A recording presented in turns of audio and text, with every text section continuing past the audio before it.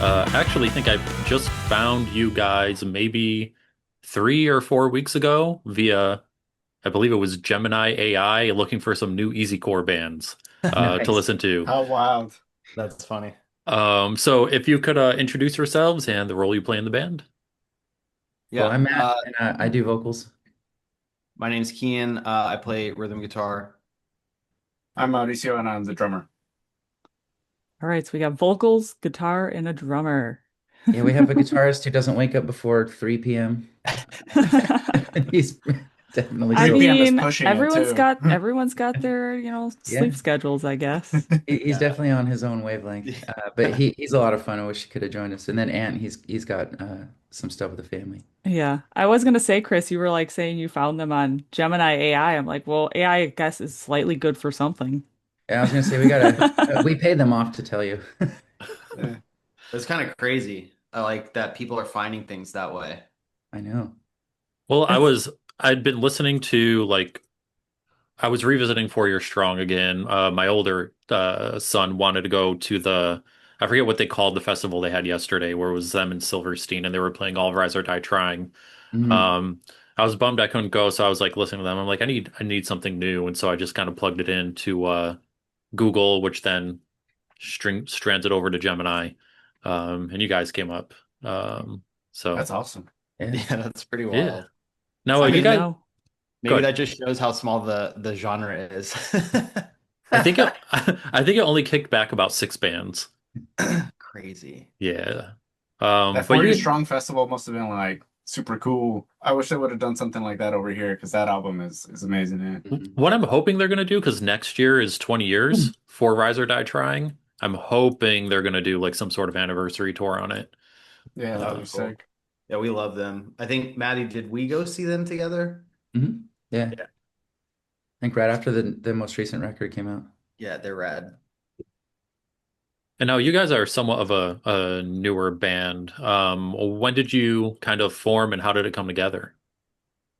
Um, there've essentially been like I guess three like formation chapters if you want to call it that. So like in 2018, Aunt Jake and I all like worked in the dance music world together. We are all making like trap and dubstep and drum and bass and like doing the whole DJ thing. And we had been doing that since like, I don't know, 2012-ish. Um, and in that time that whole world just sort of changed like it because of all the money and the sort of like insomniac stuff like it just the vibe changed. The people that used to make that music were people like us coming out of bandland making aggressive music, and now they're like, oh, I can do that on the computer. And as the money came into it and things started changing, that was no longer the case, and it just became very sort of like clicky and high schooly, and we were just, at that point just kind of like burnt on it. And so kind of as we're all like individually getting to that place in that world, we all decided to go to Warp Tour. I had never been because growing up, the closest one to me was like a 3 hour drive, and convincing my parents to drive 6 hours round trip to a Warp Tour was just like a non-starter. You know what I mean? Um, and so my wife bought me tickets. We all made like a big group trip out of it. And like as we were riding up there, it was in Ventura, where Ventura County, where Maddie lives, just outside of LA. As we are driving up there, we're listening to like Under Oath, They're Only Chasing Safety, and like The Used, and like all the stuff, that we grew up on. And just kind of like talking like, man, wouldn't it be fun to like just see if we could do that? Because we all came out of that world. We were making like drum and bass, which is sort of notoriously the most difficult genre of like dance music to produce, just based on like the speed of it and the production and all that stuff. Like I feel like we could do it. And literally like 2 days later, 2 or 3 days later, Jake just sent some like riffs in a group chat and was like riffage 2 and riffage 3. And that just kind of like, as soon as that happened, everyone just kind of was like, that's what we're doing now. It was like a unanimous decision that we're just like done. We've closed out all of our like dance music releases and just started focusing on getting together every weekend and writing songs on guitars. And so that happened for about 2 years. And at about the year and a half mark, Jake was like, we have to stop doing this if we don't have a singer. Like, what are we doing? We're wasting our time. This is dumb. It's not going to go anywhere. We're just like, nothing's going on. And so we started this sort of like mad scramble to find a singer, and we were struggling really, really hard. But through the dance music world, we knew an artist called High Society, who, if you've seen our catalog, you've probably seen his name on a couple things. He had worked with Matty on a song called Fireproof for a label that I used to release on and do the album art and all that sort of stuff. And so I was supposed to do a remix of that song. I had the stems in my downloads folder on my computer. And around that time, I was like, that those vocals sound like they could maybe fit what we're trying to do. I hit up James and I was like, can you just give me his contact info? Like, I'm just going to shoot him an email. And so I shot Maddie an email and was like, hey man, here's what we're up to. Would love to like get on a call and chat about it and like see if you're down. Here's kind of the demos we have. And he didn't answer me for like, what was it like? It was like at least a week, maybe 2 weeks. Um, and at that point, Jake's getting answer and answer. I sent Maddie a Facebook message. Like I went that far. I was like, I'm gonna get in touch with this dude He some was way. watching me from the bushes outside of my home. Yeah. Yep. And he messaged We me still do that. yeah, yeah. He messaged me right back, and was like, "Hey man, I've been in Haiti doing like a mission trip, and I'm excited to like check it out and chat about it." And I think same day we jumped on a phone call, and it was like a 2 hour call. If you know me very well, you know that I hate being on the phone. So like 2 hours on the phone is like eternity. And in the middle of it to the end of it, we're like finishing each other's sentences. And I think the next week we had him in our studio doing top lines for all the demos in our Dropbox. And then the week after that was the first week of March 2020. So if that number rings a bell to you, we had him in the studio. We had my wife's birthday party at my house. He came over the very next week. COVID lockdown started. And so we just started writing everything over Discord. We finished our first record over Discord. Mauricio got introduced into the fold as we were doing music videos because we're like, we needed someone to play drums. Otherwise, this looks weird. And he joined us for two of our music videos. And then once we finished that record, we were like, I think around the exact same time we released it, Mauricio like officially joined, and then we've been that sort of setup ever since. So it's been this sort of like roundabout sort of way of like all of us coming back to the music that we grew up on, that we always sort of wanted to make but never had the opportunity to make. And yeah, like our whole goal with everything is the motto is make cool shit with cool people. That's all we're trying to do. We're trying to make music that we would want to listen to. And that's kind of what motivates everything as far as Protect Your Heart is involved. Yeah. I mean, it's a good thing the internet, is a thing because you guys might not have been able to make this happen, especially with COVID and everything. No, for sure. It was uh I everyone in the band reacted to COVID so differently. I'm kind of like an indoor cat that likes my routine, and so I was very happy to sit at the computer in peace and quiet and like make album art, make videos, write songs, do whatever we needed to do. Jake, it totally made him crazy to the point that like he picked up and left from LA and went back to the Bay Area where he's from until basically it ended and then moved back down. And I think, Matty, it turned out, I don't want to speak for him, but it turned out to be like good fodder for lyrical content. I don't think it was necessarily the easiest 2 years in the world, but like our band is sort of resilient. We're doing it because we want to, not because we have to. We're not making money at it. So it truly is like you know, do it or don't. And if it's not fun, then don't do it. But we always kind of try and find a way. Yeah. And it's wild that you were talking about 2018 Warp Tour. The I'm like, last one. I Yeah, it know was the the last. last one, and, Yeah. and that's the one you went to. Yeah, because it was when they announced like this is last one. I'm like, can we please go to this? Like, I've never gone. I feel like I'm gonna like live a life unfulfilled if I don't at least go to one. So Yeah. Did you yeah. did you did Maddie or Mauricio go to any Warp You Tours guys, over the years? I I've been going to, I mean, I Warped Tour was a yearly tradition for me. Back from when I was like, probably like 10 years old or so, I went every year except for the final year. And so for me, it was like almost this like religious experience each time I went. And I just became addicted to concerts. And it all started from the original Warped Tours I went to. Like when I discovered this band, Millencolin, then I went and saw them like 6 days in a row. And then like I just became obsessed with all the bands in that scene. And my whole goal was I just want to be a part of this in some way. Yeah. Yeah, it's crazy because like I also grew up like going to Warped Tour like every single year. But especially like when we all met and got together and like chatted about like how the band started and this and that, blah blah. It's crazy because like I was also at that Warped Tour. I just didn't know them at the time. And like we'll talk about these shows like Ant will say that he went to this Underoath show when they reunited, and I was like I was at that show too, Yeah. and it's like we've crossed paths without really realizing it before, like Matty and I like we initially knew each other because we had a mutual friend that I was previously in a band with. And yeah, it's just really funny because yeah, like in some weird way, we're all like previously connected, and then and yeah, it's really cool that we came together just because like we had like this passion for this kind of music, still had that drive to like let's do it. Yeah. Maybe it's Well, because we're one of six easycore bands, Yeah. there weren't a lot of options. well, and like Kean said, on the first call that we had, we were pretty much finishing each other's sentences. Like we had all the same wants and desires and goals for what we would do if we started doing music again.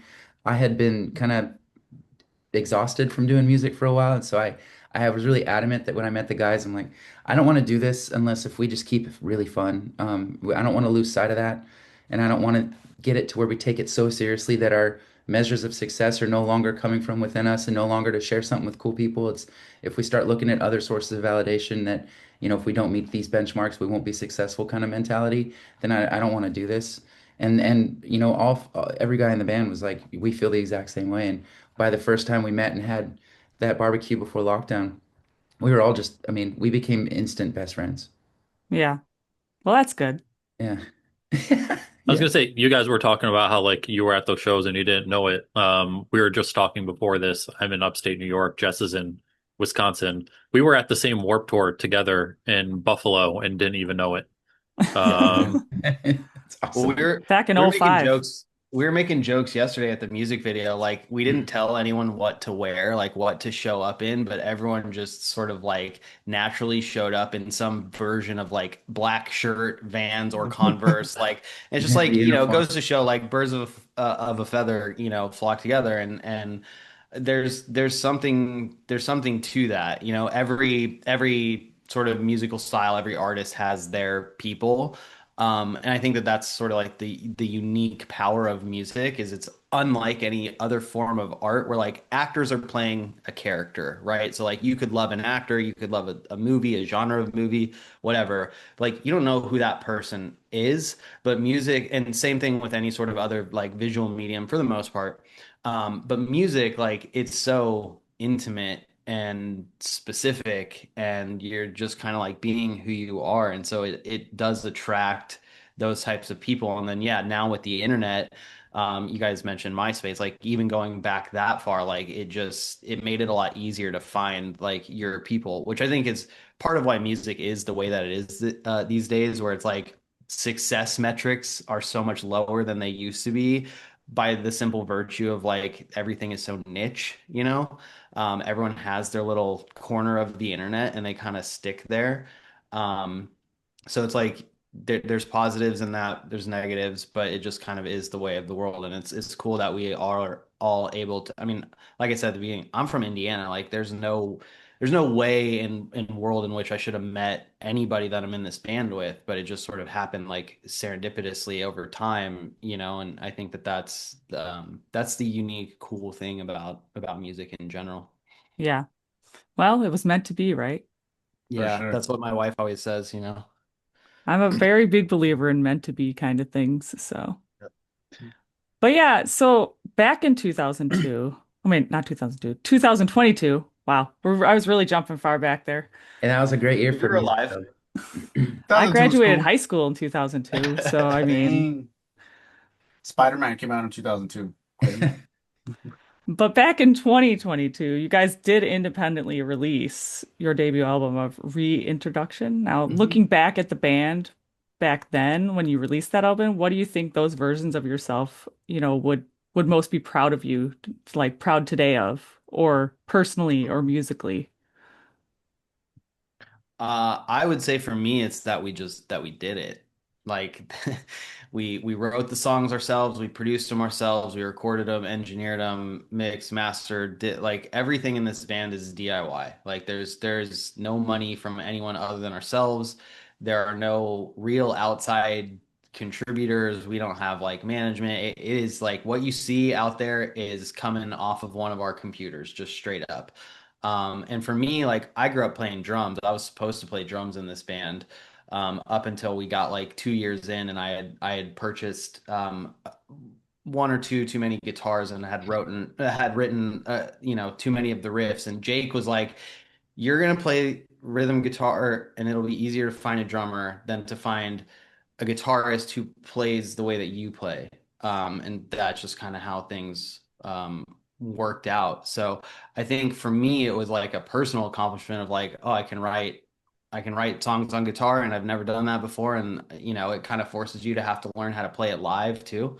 Our first show was the first time I had ever played guitar in front of people that weren't, my wife in my house.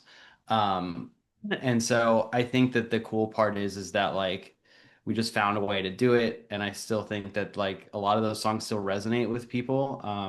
So yeah, it's just like that sort of like DIY thing. And listening against it, that first album versus where we are now, like you can hear how things have changed.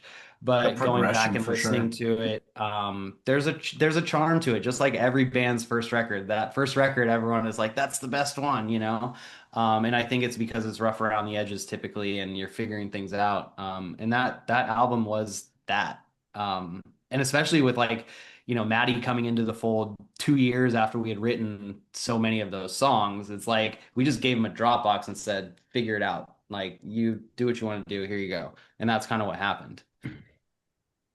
Which that's to me like I'm like a kid again when I get 50 demos. I'm like, oh, I get to work on all these, and that it was like COVID lockdown be actually became a really fun mission that we got to use it really kind of productively. And for me, the big accomplishment in this whole process has been rediscovering what I loved about music when I got into it in the first place. Is I kind of had lost that along the way of just feeling like it became a job, and it wasn't really like I need to scratch the itch of I'm a kid playing music or I'm a kid listening to music or being a fan of someone else's music.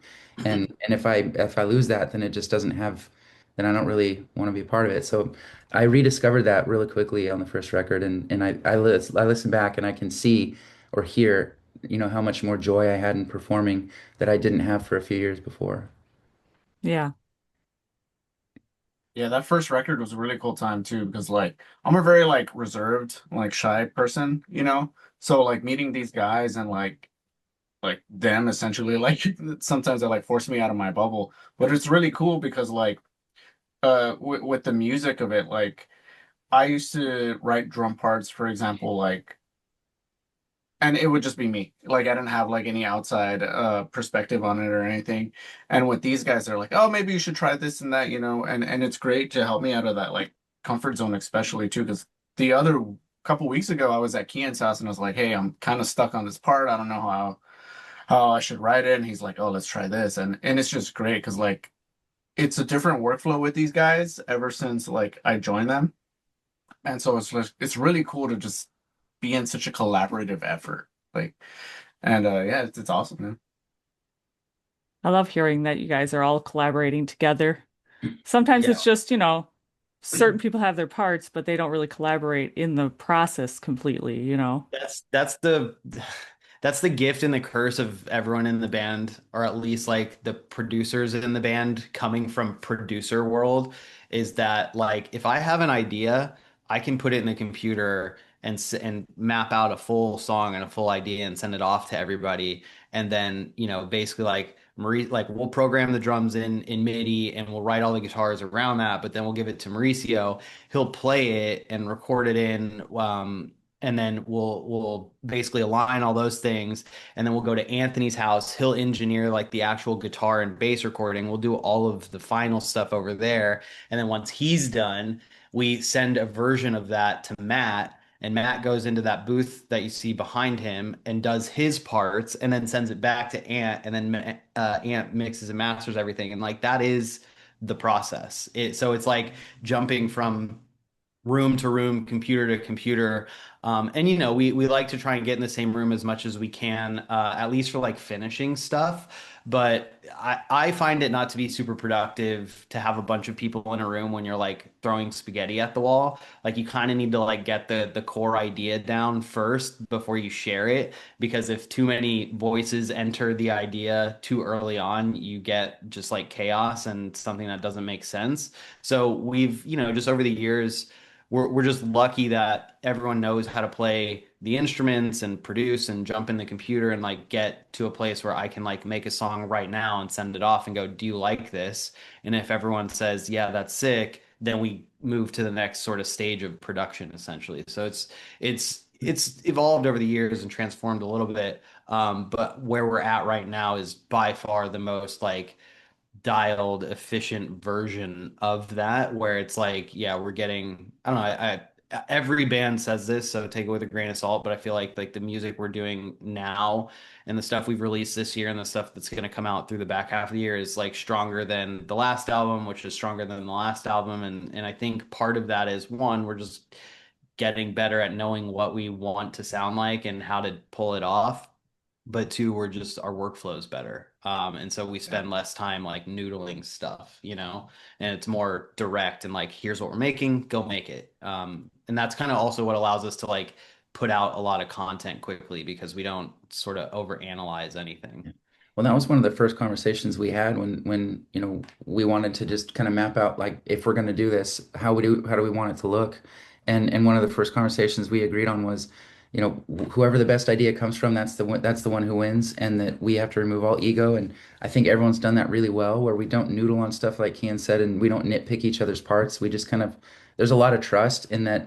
If what you did wasn't one of our preferences, we're not going to speak up necessarily because we trust that this is what is the best representation of how you want to play your part, and we respect that, and we kind of step aside and let everyone be themselves.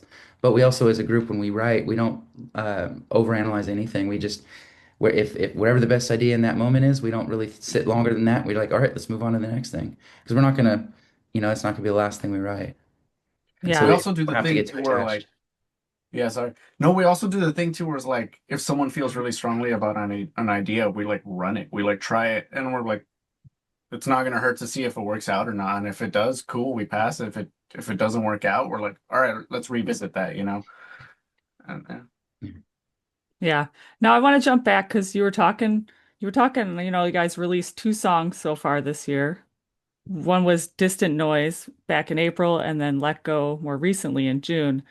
Now, are these two songs going to be part of a full-length album that you guys are putting together? Don't say that word, please. We fight about that word. No. Oh no, there's The fights short No, about answer. full it's lengths. it's fun. We keep it fun, but I mean, I've always personally been a fan that even if you release single after single, you wrap it up into a full length, so it's a moment and it's another marketable opportunity to kind of share the body of work you did. But we all agree being consistent at releasing is the most important thing in this whole thing. So whether that is, whatever you want to call those things, you just have to consistently be popping up into people's feeds with new material. And so we made it a mission this year to do a new song with a music video at least once every 4 to 6 weeks. And we've stuck to that plan really well. We mapped it out, back in December.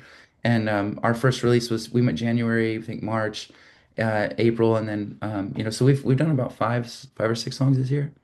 Yeah. And we want to wrap it up into our volume 3 album. But so we have it scheduled out for the rest of the year, which would, if everything goes to plan, drop in December or January.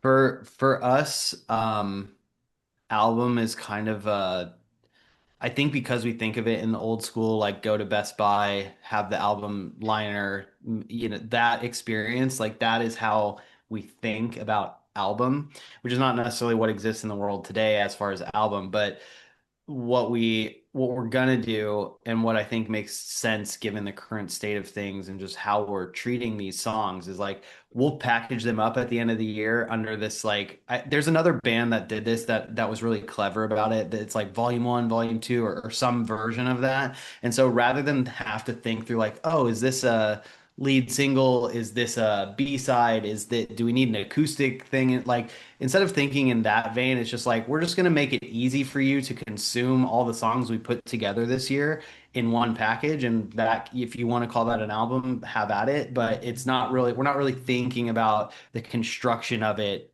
as an album. It's just sort of a way to like, here's what we made in 2026, right? And then when 27 starts, we can go, here's volume four, right? And just sort of work through things like that until we decide that we don't like that or, we don't want to do that or whatever. But um, the when we get into like album mode, like we have with these last two, it's just such a different. It takes on such a different thing, where you have to be really sort of, at least for me, like organized and like it has to be branded and it has to have an aesthetic and it has to have a theme and all that sort of stuff. And like we just don't want to do that. It just doesn't really make sense. People don't listen to music like that anymore, or at least not, people younger than us, basically. It's like single mentality. So, we just want to write the best single that we can for that moment and then get that out and then move on to the next one and not really have to, go through the rigmarole of like planning an album track list and making sure we're ticking all the album boxes. You know what I mean? Yeah. A Day to Remember did the whole big old volume, Yeah. volume one, volume two. Yeah. Yeah. which was an Yeah. I It's think amazing just, it's one record. of one of their best in a while, right? Yeah. But 100%. I think one of the things about us doing like a single thing, because I would also love to like write an album like beginning to end and have that be an idea. But the fact of the matter is like Kean said, like people don't listen to music like that anymore. So I do think the benefit of like putting out singles is like then it really puts us into the perspective of is this song even worth pursuing and releasing like that? Because when we put out single by single, like that's the focus point. So it's got to be something that we feel like is truly worth working on, putting all that Yeah. effort in. yeah, everything is kind of like cost benefit analysis, like we have limited time to like focus on all the parts of the band that need to exist. Especially when you're a DIY effort, that it really is sort of a thing where it's like, is this worth doing? And should we do it? And can we do it? And then, if those answers are yes, then we will and we'll do it in the amount of time it takes us to get it done. But there's, we kind of view shows like the same way. Like we get hit up to play local shows all the time, and our answer is almost always no, because it's like we're gonna play to the same 40 to 100 people that we always play to. There are fans that, it's not helping us. Like I it's think the not helping better us it's not the helping us grow. It's not giving us more opportunities to reach new fans. Like in order to play a show, we take our live show just as seriously as all the other elements of the band. So it's like we have one coming up in August 1st. Like the next 3 weekends, we're going to be rehearsing for it to make sure that when we go play that show, it's dialed, that we're not, messing around. There's no boofs, like it's perfect.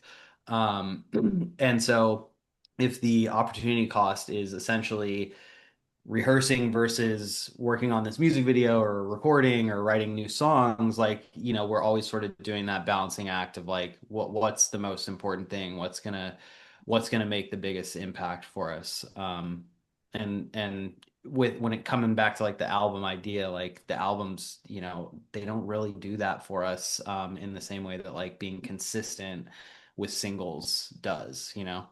Yeah. Now, before we get into some song specific questions, I did want to say I kind of noticed that the lyrics aren't really readily available online, like especially through streaming apps, like how like YouTube Music, Apple Music, whatever will have them on there. I saw that you did have some like lyric videos. Is there anywhere aside from those videos where the lyrics can be found Yeah, we they're online? all need in to the they're all we in need the to update YouTube that. descriptions for sure. Um, That's strange because we definitely upload them. So Yeah, we thank gotta you fix for that. noting that. We need to look into it. Yeah, they're definitely for anything that has a music video on YouTube, which should be most things. They are there. And then I also made a digital album book, so like liner notes, but on YouTube. For every song on the first and second album. The first one definitely has the lyrics on every sort of page for each song. So you can definitely find them there. Gotcha. So I'm gonna go into song specific questions. Some of them are gonna have my interpretation of the song. If I'm way off base, feel free to correct me too. Oh, this is a fun game. Yeah, I'm gonna start with Talk because Talk is one of my favorites. To Yeah. me, this one Great. resonates as like it's something about someone you've shut out and they're wanting to talk to you again, even though you know it's going to go nowhere when you try. Um, I also absolutely love the solo toward the end. Um, Oh no. can you Devastating can you tell solo. us can you tell us what went into that song and where the inspiration came from? That's we write a lot of our songs in some at least when we start them in groups. So Jake and I, or Jake and Kean, or myself and Kean, like sometimes we'll get together and work on a just a random guitar riff, and then I'll just do top lines as it goes. I never really do the la la la type of top lines. I just usually will just think of whatever random word comes to mind, and that often turns into either the song title or the hook. Because I wanted, it actually helps that I'm not overthinking the lyrics. If I felt a word that felt natural for that exact melody, then that, I want it to be as sincere as possible. And so that came from that line, "You say you want to talk again." I sang that just kind of off the cuff, and then we're like, okay, let's start with that, and we're just going to build from there. So what could we pull from that? And then so I just started thinking of past experiences. I'm like, oh, that makes a lot of sense. Let's run with that. And then that one actually took a little longer than other songs to finish because we kind of put together a really kind of interesting song structure on that, and we went through a lot of like one There that we wanted to go really experimental, and then that didn't really pan out, so we kind of brought it back to center, and but the final result we're super happy with, and Jake's happy because he got his second solo. Yeah, so that is the inherent push and pull in this band is Jake is the metal guy and I'm the pop punk guy. So like I just want to play power chords essentially. And octaves and he wants to wheedly and do all the digga digga digga digga that stuff. And so talk guitars started very like polyrhythm, unfollowable, Yeah. undanceable, like just like chaos essentially, just like random chugs here and there And with I like first heard it and I drums was like, hell yeah, underneath. let's go August Burns Red Guy, and And just go straight up Yeah. break down a whole yeah, song. and I am not that guy. I am very much of the opinion that like people in a crowd need to be able to follow along and dance and move and not be like doing, calculus in their head trying to figure out what's going on. And so that's where kind of we always meet in the middle. Is like he's going to come from this angle and I'm going to come from like the simplify it angle. And that's what you kind of hear on the final version is like, okay, that's a cool idea, but let's make it more repetitive. Let's make it more dancey. Let's make it more followable. And then the guitar solo, I think, was a joke. I think we were just messing around at the end of the session, and he just did that. And it just stayed. And a fun story about the final recording of that is that well, he was either really tired or really hungover or something the night before kept him Oh. up very, very late. And he showed up to the final recording session that day, just like very out of sorts, like even unusual for him. And he literally I have a video of it, tracked that solo laying on the floor like this, because he was feeling so bad. So that's the background of that one. There you go, Chris. You know where your favorite guitar solo came from. Yeah, Jake, we It's a, allowed to have one solo per album cycle. a devastating guitar solo, as he Yeah, says, devastating. devastating guitar solos. And that one is like what, 15, like 8, 9 seconds long. It's super Yes. short. He's not happy with the guitar solo? Oh, he loved it. He just wants more of them. Yeah. Oh, He Yeah, wants he oh. just more. he just wants to do more of Yeah. them, and we always have to decide when they should come into play. That's it. If you That guys one, do make another album, do a hidden track at the end and he can just do what he wants into the guitar 4 minute solo. solo. Yeah. It's just full solo, yeah. Eddie Van Palen. Now, Keeping Us Alive is one of my favorite songs of yours. One of ours Ooh, too. yeah. Yeah, Yeah, you that guys are being hitting a said, couple of our favorites well, that's talking. good. That's good. That Yeah. being said, I feel like the song definitely has a message of perseverance. Now, was it inspired by a specific event or was it just, reflection on everything the band has been through so far? It's 100% about this. Well, for me, it's about this band and my band before. Like, my whole music career has always been here's a glass ceiling we can never break through. Here's the moment we worked so hard for it, didn't work out. Like a lot of we put all the heart into it. And in music, it can get really lonely sometimes. I know that like you put your heart on display, and people often at these days and age, especially, is they are more interested in scrolling past than they are to take a minute. And I think that you start to feel that a lot with, especially when you're like in an album mode or when you're just working like 16-hour days trying to make the thing work. And then you're like, when am I going to get this moment where it's a sense of relief? Like I finally, someone took notice of this work. It's like, I want to be a part of your tribe with you and like actually be along for the journey. And that's a really special moment when it happens. But that's very far and few between. More often than not, you're like stuck in the dungeon, writing the lyrics, stuck in the dungeon recording, and you're in your own emotions and you're just feeling a lot of stuff. And for me, that song just was about my full band experience with both bands of, it to just keep pushing. That's really important for life too, especially because I've been, I'd gone through some loss in the last few years and been, had my depressed moments because of those losses, or in life we have a tendency to fill our plate with everything and some, so we never give ourselves enough of an opportunity to address those emotions or live with it long enough to make sure we come out the other side having coped with it. And so that song kind of symbolized that whole journey of, well, no matter what does happen, we always keep pushing. And there's always beauty in that, even if whatever it may look like. Yeah, for sure. I can see that. The song definitely resonates that. I'm glad that song, we're probably never going to take that out of the set. That's one of our favorites to play, and it just always makes us feel happy. And so, we want more like that. Yeah. Now, The Devil You Know is different, obviously, from that one. It's a little bit slightly heavier of an anthem. So, where does the lyric and song title draw its inspiration from? From a past relationship, I had been cheated on like many, many, many years ago, and of course, well over it now. But when I heard a song that aggressive, I was like, this just makes me want to sing about something that's that, and just to be kind of angry at someone for a moment. I'm usually really forgiving, and I move on quickly, and I don't really harbor any negative ill will towards anybody ever. But it was a nice relief moment to just do an aggressive song. I actually wanted it to be heavier with like half the song being just pure screaming and just going like full breakdown status, and Kean had to bring it back to center. But I really enjoy writing some heavier stuff because prior to that we had a bunch of songs that were more upbeat, more pop punky. And so that I need that balance. And Jake and I know Mauricio is very similar too, where we need at least one heavy in the mix before we move on to the 14th upbeat one. Yeah, I feel like some of your songs have gotten heavier over the years, Yeah, we've for been. sure. I can tell I think see the change in the songs. a lot of that also had to do with, during the first album, we redid Fireproof from my EDM version and made it into our version. And for that, I was like, I need to learn how to scream. I had learned how to scream many, many years ago, and I just hadn't practiced that skill in a long time. And so I spent a few months really kind of just built it from scratch again and learned how. And then as soon as I did, I'm like, okay, we're ready to cut that song. Okay, now that I can, let's do a lot more like that.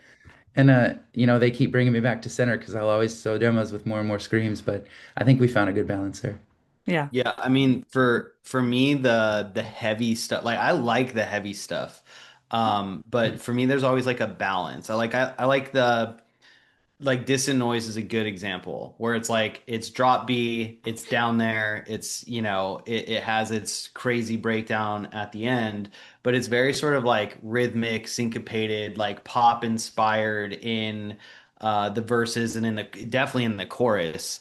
And I think that I've always said this and I'll continue to say it. Like, I think that that is the unique thing that Protect Your Heart has to offer is Matt has such a crazy vocal range and just like God-given ability to sing there are so many pop punk bands that sound like, Blink and Green Day and who, name nostalgic pop punk band here. And there are so many bands that have harsh vocals the whole way. And it's like the thing that, especially in the breakdowns, like it's rare that you hear a breakdown with cleans. And like that is where we have a thing that we can do really well that, is more rare, I guess. And so that's where I do always try and like pull us back there. It's like, dude, Maddie, why are you doing the screaming thing that so many other people can do and are already doing? Nobody has your voice. Nobody can sing like you. Nobody is you. Like, let's lean into that, especially over these heavier parts, because the contrast of the heavy drums, the heavy guitars, all that stuff versus the super clean, pretty melodic vocals on top of it is, to me, is what's interesting. Because you rarely ever hear that. So that's kind of the perspective that I try to maintain. And I think for me too, like as a songwriter in the band, I like the combination of like fast pop punk stuff, but on like a drop B guitar. So it's like it's not just your standard, E tuning or drop D tuning. So like we can differentiate a little bit in that direction and then come in with the breakdowns at the end, which not a lot of pop punk bands do. There's only six of them, as we found out today. Um, and the like pulling those different influences into the thing that only we can do is what I think makes like our band what it is versus any other sort of band in that we play with in our genre. So Well, that's and that's kind of my take and perspective. and an earlier point you made, Kean, about the uniqueness of my voice. Like I had been prior to meeting these guys, like really self-conscious about my voice. Of every time I heard it on recording, I'm like, God, I wish I sounded like the other bands because I sound weird, or I just don't like the tone of it. And so I kind of always wanted to take the back seat to everything else and like, oh no, no, you guys do what you want. I'll just kind of live back here and that way no one will notice me. And so it wasn't, Kian and the guys, really when I joined the band, they were like, let's lean into all the things that just make you you. And we trust that and we want that to just live as is, as it naturally comes. And I didn't really ever experience that level of freedom or self-acceptance in a band before. And so I just kind of let my voice be what it is. And then I was no longer kind of really that embarrassed by it. I Yeah. was gonna say that was one of the first things that drew me into you guys was your voice. As a Thank matter you. of fact, when I heard it, I was like trying to pinpoint like it reminded me of something and I or someone and I couldn't pinpoint it. And then eventually I came up with, do you guys remember the band called Burden of a Day? Yeah. Yeah, that's what I got from like the album 1000, or maybe it was Blessed Be Our Ever After, I think was one of their albums. And I couldn't pinpoint the song. And then I go back and I listen to the song. I'm like, kind of, maybe. But it's like, to me, it registers as like a mixture of issues and burden of a day. I gotta go That's, back and listen to that Burden of a Day record again. That's like probably 2005, 6, 7-ish. um, Because I remember them I, back in that time. yeah, I think somewhere around there, oh 07, oh 08, maybe. Okay, yeah. Yeah. I gotta go re-listen to that thing. But I mean, to be able to say that you connected with that, just I mean, that makes my world. That makes my week. I appreciate Yeah. I remember saying when we were in a little bit of a low point internally to Matt, there's some shit going on. And I was like, dude, Protect Your Heart is like you are that. Like this band is just another band with guitars, without you. So, you need to be you. We don't need you to be someone else. And I think that is, to me, that's always been the thing. Like, I can't imagine what any of our music sounds like with someone else's voice on top of it because it's just, I don't know, it just has always been, it's always been the thing.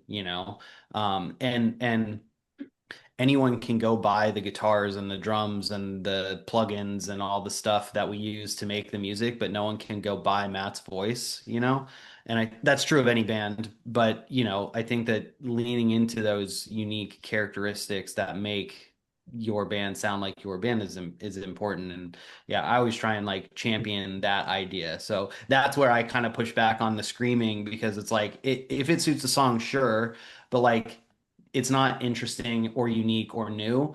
And so unless it's doing service to the song, I would rather hear Matt's voice.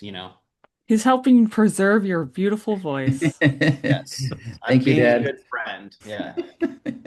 Make sure you No, get you plenty of just don't want me to friends. have any fun. Yeah.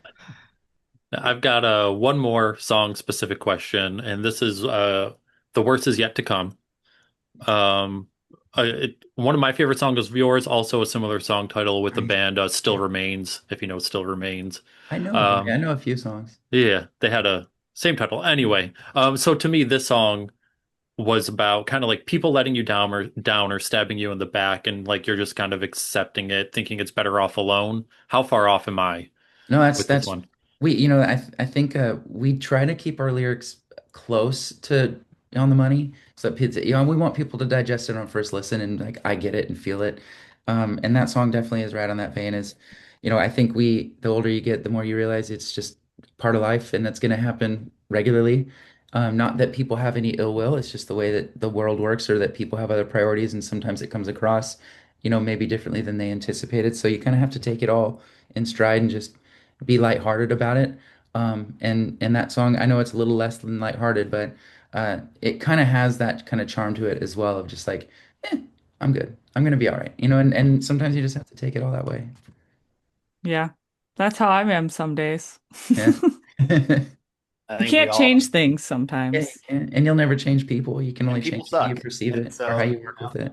Not everybody sucks, just some people. just yeah, you know what I mean. I do know what you mean. I mean, I work at a thrift store, so I have to deal with Hey, Yeah. customers. Yep. So Yep. some customers suck and some are just awesome. Yeah. That's just how you want to life's plug gonna the be. I work in the thrift industry too. Where do you work? I work at a St. Vincent de Paul. Oh yeah, they're one of our partners. Yeah. Yeah. Here out in Ventura. Yeah, it's a Yep. good fun world to be in. I'm in the back most of the time though. I help price the items that go Yeah. out and all Yeah. that. So And she hits me up for any skateboarding equipment that comes in. yeah, I'm like, hey, Yeah. is this any good? I haven't gotten any good skateboard No, stuff it's been a lately. while. It's been a while. Been a while. But It's you hit would or be surprised miss. at some of the things that get donated. My newest role with the company is I oversee all of our donation acquisition and like some marketing and a community center we're putting together. But the on the donation side, we had someone donate a human skull once. What? They just walked in, dropped it off, and then like I didn't hear about it until after, but we had to get the police report filed and it was legitimately a real human skull. It's pretty interesting. Yeah. Jeez. We had Yeah. a boar's head that someone donated. I want to know what they're thinking. Like they're going to resell this someday to a good home. Or Yeah. you get, or they donate the inappropriate things that you just can't sell. Yeah. And you're Oh just yeah. like, why would you give this to us? They We had just some Why? treat you guy Do like with the this. dumb. just this last Tuesday. This guy walked in with a duffel bag, dropped it on the floor, and said, "There's a bomb in there," and he walked away. And so Oh, fun. me and the loss prevention director, we had to pull it into a side office, and then we had to do our inspection and stuff. It was kind of interesting. And I texted the guys, and they're like, "Yeah, glad you're not blown up. Glad I'm we'll see you surprised you next didn't call week." the police. Oh, we did. But we knew based on how he presented himself that we kind of, it's not the time that it's happened. And it was a really like, you could see that there was no bomb. But it was one of those like we just needed to follow the protocol. Yeah. But it Well, was fun. Yeah. well, good thing you didn't I blow enjoy up. them. It would have made our video shoot yesterday pretty difficult. Yeah. Would have. Definitely would have. Just get a But cardboard cutout and then it'll live. I could continue to talk about thrift stuff all the time because there's so many random things that come in all the time. But Yeah. we're gonna keep talking about your Yeah. guys' music and I will go everything. on tangents upon tangents on anything Oh, because so will we. yeah, this Chris is and I are masters of tangents. what We have done many 2 or 3 or 4 hour podcasts. yeah. So Where Well, our we longest talked interview like was over 2 hours, yeah. so it like we has did like happened to what us. 10% music talk, the rest of it just bullshitting and just having fun. Yeah. And that's how Just we want it. complete Like by the end of the nonsense. podcast, we just want to have new friends that we're just like, yeah, we just hung out for a few hours. Yeah, well, that's how we try to make our Yeah, our conversations. Like yeah. we're just friends hanging out, Yeah. chatting. Yeah. And then we all Yep. stay in touch for years. Like we still talk to some of the people from like 3, 4 years ago, and it's good people, Yeah, fun. it's just a big old community. Yeah. But so for someone who has never heard Protect Your Heart before, now you guys may each have a different answer for this. Now, which song of yours would you have them listen to first and why? I'd probably say Distant Noise. Not just because it's more recent, but I think it kind of has like I think Kean said it best. It's like the quintessential PYH song.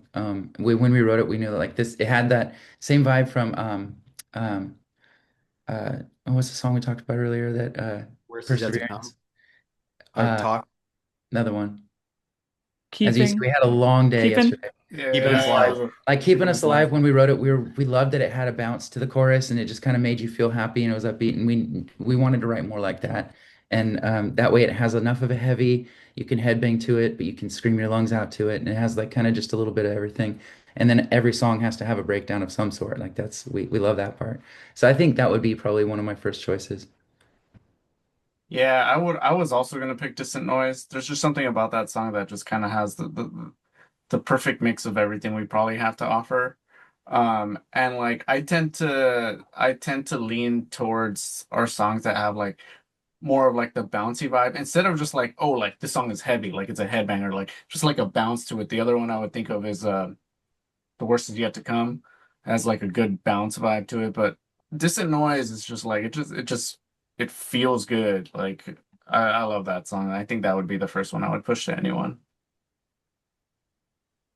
I feel like I'm looking at Spotify right now. I He's feel like, like we got too many to choose from. yeah, I feel like Worse is Yet to Come is probably the one that has it all. But I also feel like if you really wanted to like know like the band, uh, King's Road is like that song, Oh yeah, that's good.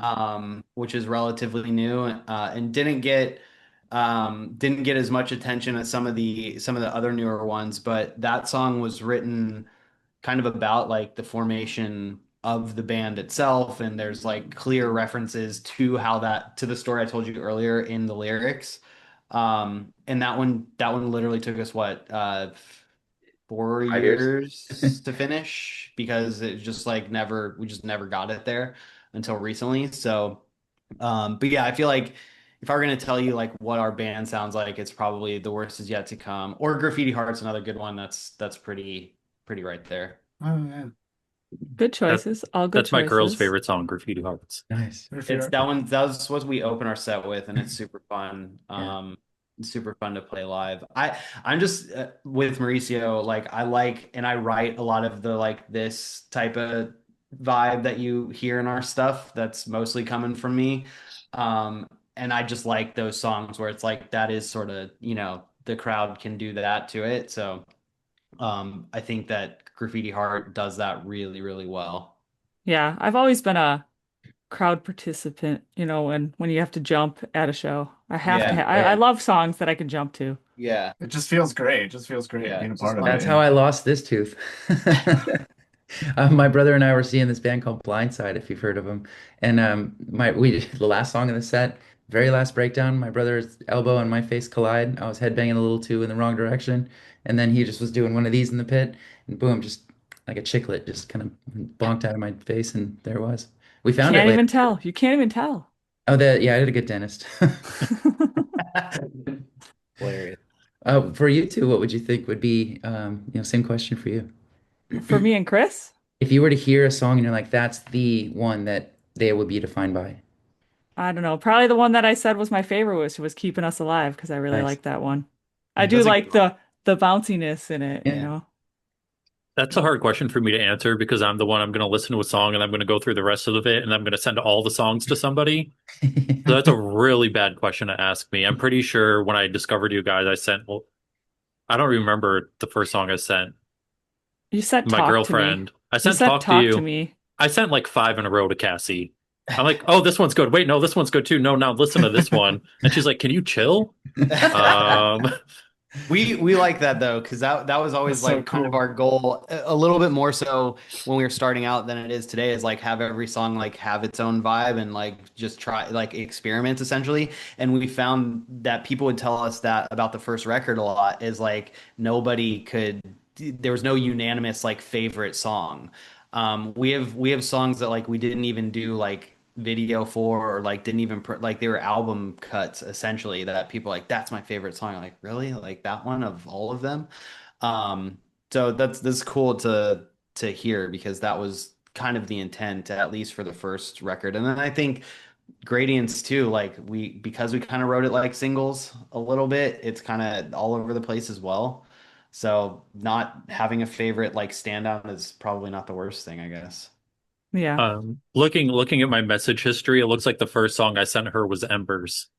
Nice. Oh I love wow, that one. yeah. Yeah. It's like, There's a few that we don't get enough love. I think like Fever Dreams, another one. Like there are deeper cuts you wouldn't necessarily say are like the defining song of us, but when you dig into it, or at least me anyway, when I re-listen, I always feel a little something extra because I don't know what it was, but Embers has such a vibe to it. We love that ending, and it's Yeah, like such an empowering, like self-empowering song. And so when I write songs that come from that angle, I always, because there's a lot to need that energy for yourself for. We have a lot in our lives, and so it's nice to have that to kind of push me along on some tough days too. yeah, Embers and Fever Dream. I remember of all times I'm driving and I'll take a just a picture of my radio of the song I'm listening to, send it to my girl, and she's like, "Such a good song," and then she sends a picture. I'm listening to them too, and it's a different song. So I love it's that. been wild. dude, it's It's so awesome. it's still so crazy to me that anyone's listening to any of it. Like I the know, fact that right? there are people that we don't know that are like sharing what you just said, like pictures of their car stereo. Like I that's just We're used to like, I mean, you spend so many years, you're like, I just know that my mom's gonna love it. I know that my brother will listen to it.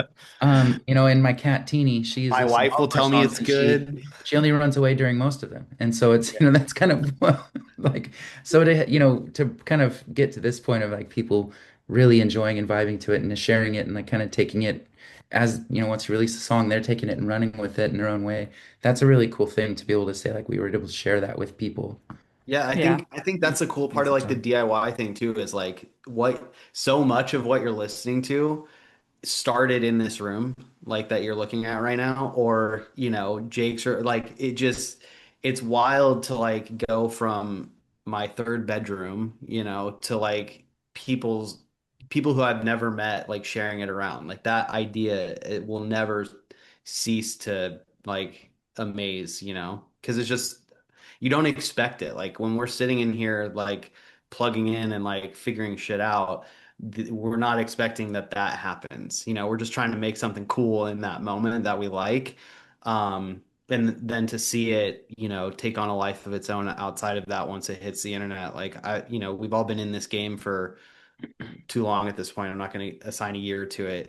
That like that happens, and we know that it happens, but it never stops being like, holy shit. Yeah. Now, looking back at like your first song you ever created and everything, like as your sound has evolved over the years, how do you know the sorry, I'm like ruining this. Oh, you're good. Yeah. How do you know you're growing instead of drifting too far away from what makes Protect Your Heart protect your heart? I think for me, it's feeling like when like the first song that we released was called "Don't Count Me Out," and to me, my last band, we had our first kind of two albums were a little bit more on the alternative rock side, so they had a little more energy, but then we were really on the like pop kind of R&B, hip hop kind of influenced pop and a little bit of rock. And so it was very then a far departure from what I grew up listening to, which was a lot of punk and metal and classic rock and stuff, and then also like Whitney Houston and big power vocalists. And so I kind of wanted to come back. And so we put a Don't Count Me Out was done. And I was like, oh, I wrote a heavy song. Like, this is heavy for me from what I just came from. And then now look at us writing songs that like that sounds like, soft compared to. But I think the big transition for me was like, going from just writing a song as an idea and to now feeling like, oh, we are an entity. Like we have our crew, our vibe, our, kind of lane figured out. Our identity is strong in what we're doing. And we like seeing that solidified in just the internal side of how we perceive what we're doing is probably the most like meaningful growth that we've had from, in my opinion. Because now it's like, we wake up and we're like, we are Protect Your Heart. But beforehand it was we wake up and we want to write a song or two and see what happens. And so like I love that feeling of we just got our oiled machine figured out now. Yeah. I honestly can say I've never like sat down to work on music in any capacity in this band or elsewhere and been like, how can I grow on this next song? Like I just don't think about it that way. I just like usually I have the thing in my head. My challenge is always getting it out of my head into the computer before it escapes my head, if that makes sense. Like I can hear it, I know what it's supposed to be, I know what I'm trying to make. I got to be able to get it from my brain to my fingers to the computer as fast as possible. And for me, the thing is always like, do I like this? Like I know that naturally it's going to grow and evolve just by virtue of becoming a better guitar player, by virtue of just, playing these songs, writing these songs. Jake is a, idiot savant at guitar, so like he's constantly pushing me Right. as well. Like part of our writing process is quite literally like Jake writing parts that he knows I can't play to force me to learn to be able to play it so that we can then keep moving forward. So for me, like what I'm doing will naturally grow and evolve just by virtue of those circumstances. But the way that I approach songwriting never changes. I want things that are catchy, that are danceable, that are, poppy, that are fun, because it's supposed to be like a cathartic, visceral release. And I've never been like a passive listener of music. I always listen, even at like 6 in the morning. I'm gonna listen to something that's like high energy, what like that's just what I expect out of music. And so that's kind of where I go when I'm sitting down to write songs. So I never really think like, oh, well, we've done this before. How should we do the next thing? Because we can't do that again. I'm just like, I think this riff is cool. Like, how can we make a song around this? Or I think this drum pattern is cool. How can we write a riff around it? And then, just start working in that direction. But I feel like a lot of artists get so hung up on the fart sniffing of like, I'm growing as an artist. And I don't feel that way. I think it's just like try and make music that you think is cool. And kind of like what we've talked about, if I think it's cool because we all have similar tastes and are a part of the same tribe, so to speak, chances are you're also going to like it. You know what I mean? And so our challenge as a band is just like finding those people and more of those people because we know they're out there. Um, Google Gemini is gonna show us to them. Um, we just haven't found all of them yet, and that's, we're just going to continue doing our thing and making the music we want to make until we find more of them and we can, build a bigger community. But yeah, I never approach songwriting from like what weird shit can I make today that's going to make people think I'm cool. Like I'm just not interested in that angle of being a musician. Maybe Yeah. maybe not in the terms of weird shit, but has there been like a musical element you've wanted to work in but couldn't figure out how to work it in, or maybe an instrument like I don't know, cowbell, triangle, oboe? I, Kean and I You beat me will. to it, Chris. I was going to Yeah. ask that. I don't think Kean and I will ever get on the same page of this, but I want saxophone so bad. Yeah, no, We not know us. I someone.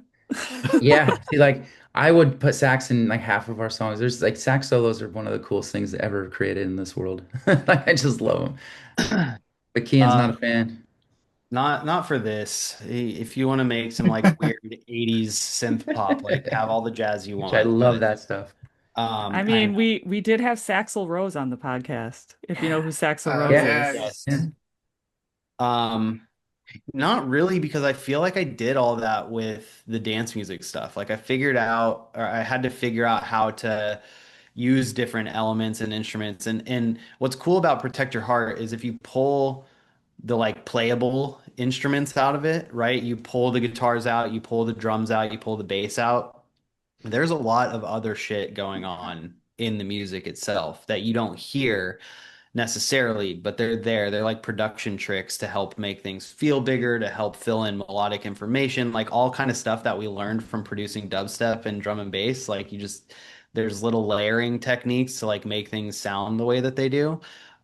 So there's a lot of weird stuff going on in our songs that you might not pick out, but our stems would reveal them. There's like Amen breaks constantly. You'll hear those like drum and bass, like drum loops kind of all over the place. We use a lot of like dance music, like vocal samples, like Haze and Yaz and stuff like that. We use a lot of synths, a lot of stringed instruments underneath things, lots of piano. So like I feel like there's nothing we haven't really, other than Matt's saxophone, maybe horns, like we haven't included in stuff at this point.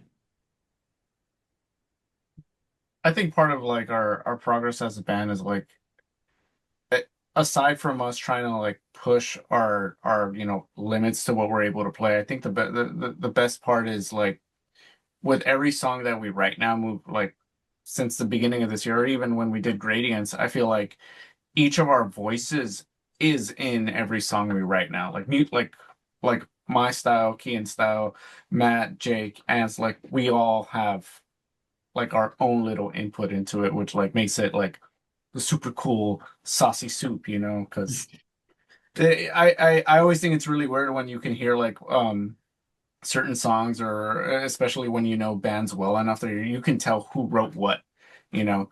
And I think the best part with us now is like the more we do it, the more you can tell like, oh, like everyone had their input into it, you know. Yeah. You said saucy soup. Now I want to know, Mauricio, what kind of soup would Yeah. protect your heart be? What kind of soup would be? Oh man, I got no idea. I don't even Good It's know. soup. it'd probably have to be like ramen because you just throw a bunch of shit in there, right? And then Yeah, eventually it yeah, works. See what Yeah, happens. we could. everything. Yeah, that's how I Take eat my. I just dump everything. Call it a No, day. everything ramen soup. That's what Yeah. protect your heart is. We're gonna change our band name now after this. Everything ramen. Yeah, just Soup. everything soup. What's been the biggest we have no idea what we're doing, let's figure it out moment as a band? Kids just like All of it. yeah. Every single thing we've done. That's the DIY thing. But if you look behind me and you look behind Matt, like you'll see we don't have other bands on the wall, you know, like it is very much a passion project for me. I work in commercial production. I make content for products and brands ad nauseum. And so this is my unabashed, unfiltered creative playground, so to speak. Where and I'm fortunate enough that like everyone in the band kind of lets me do that, lets me do my thing and doesn't have, too much to say. And when they do, I tell them how wrong they are. But, it's everything is an experiment. Like every video that you see on YouTube was an experiment. We were figuring that out when we were there. The video shoot we did yesterday, we had a plan and we got some of it. You know what I mean? But it's just that's kind of how it's always been. And I kind of love that part, like the as a creative person, like challenge, like taking on new challenges and like forcing yourself to figure it out is kind of the fun of it. Because once you start having it figured out, you're just rinse and repeating. It gets really boring, and then you're like, I don't want to do this, you know. So the fact that we haven't had any sort of like major outside influence that's come in and be like, you guys should do this way and do it like I feel like if we got to that place, um, it would be a different entity for better or worse, you know? So yeah, I think the hardest part is all of it. But that's also the fun part of all of it, you know? I'll give you and Ant a ton of credit for being able to polish so many things into that shouldn't have been made into content and turning it into something good. Like you guys will take anything and find a way to work with it, and that takes a level of grit. That's like a mindset thing though. I was talking to this with a bunch of people that were on set yesterday. We had some film nerds who were holding cameras and DPing and stuff, and like they really can get precious about stuff. And the way that I think our band approaches everything, but definitely the way that I approach like making content and music and art is like nothing's precious. Like just get it done, learn from it, move on to the next one. Like the video we made yesterday is not the last video we're ever going to make. And the song that we made for that video is not the last song we're ever going to make. So like do the thing, get it to there's a law of diminishing returns. Like we could noodle it till the end of the earth and you guys are never going to notice it. No one's ever going to notice it other than maybe like Ant who's working on the mix. So it's like, I just don't find a lot of value in imperfection. Whatever that saying is the enemy of good is perfect or something like that. If you're a creative person, you have to figure out where your line in the sand is in that respect, and then just be okay with, putting things into the world. When and one of the biggest dampens on being creative and coming up with ideas on the spot, or is the idea that you have to reach perfection, at least in in the response you're going to get from the people you show it to, that they're going to like it, or they're going to think it has all the potential you felt in your heart when you put it together. But like, I think then that dampens creativity so much. If you're going to aim for that, you're going to noodle on your own forever without any feedback, and then by the time you send it to someone, it's probably the train's already left the station. And I think we've all gotten into such a mindset that we all share ideas that suck most often, and when we do, we never really say, oh, it sucks. We just say, oh, that's a vibe. And we just keep it that way. And we're like, see, that's a cool thing. Like if you call it a vibe rather than imperfect, then you're like that blurry Polaroid from 10 years ago. Let's throw that in the music video because it has a cool Yeah, vibe. it's a Like, vibe. yeah. It's And kind of it's so, gonna look. that's kind of how we approach all of it, which actually makes it easier for everyone to create if you can share your most unfinished, shitty idea and everyone's going to see value in it. Yeah, I we also like have set ourselves due dates for at least for this year where it's like this song is coming out on this date. That's it. Get it done. And having that sort of structure allows us to not noodle too hard. And I think that that's a really good thing. Yeah. Uh, social media. I don't want to get into that. Yeah, No none one of us else. are those kind of people. Like we don't really go on our Yeah. personal socials much. We just, if we do, it's just to scroll when we're bored, maybe watch some cat videos or a band video. But like we don't really like engage or really like, and that's been kind of one of our Achilles heels is like we don't really market ourselves that well. And that's probably why we haven't reached a larger audience is we don't really spend a lot of time because we're not like, hey, everyone look at us. We're just like, here's a product we created. If you vibe with it, cool. And we kind of have taken that approach, which is a little more passive, but we also have to be, true to what's natural in our personalities. And none of us are, look at me type people. We Yeah. just make fun stuff. And, so yeah, don't get me in social media either, because I will probably get bored real quick. And then I'm like, can we go do something else? Now, I am curious, like, what's something you've learned about yourselves as people through being in this band that has nothing to do with music? I think is like talking about my voice earlier, that emotional transition of like now feeling like I am an artist, I am proud of my whatever I bring to the table. I'm not self-conscious about it, is the experience of no matter what I create, I'm cool if people don't like it. Like that's totally fine. I no longer have to get that validation to make me feel like I created something I'm proud of.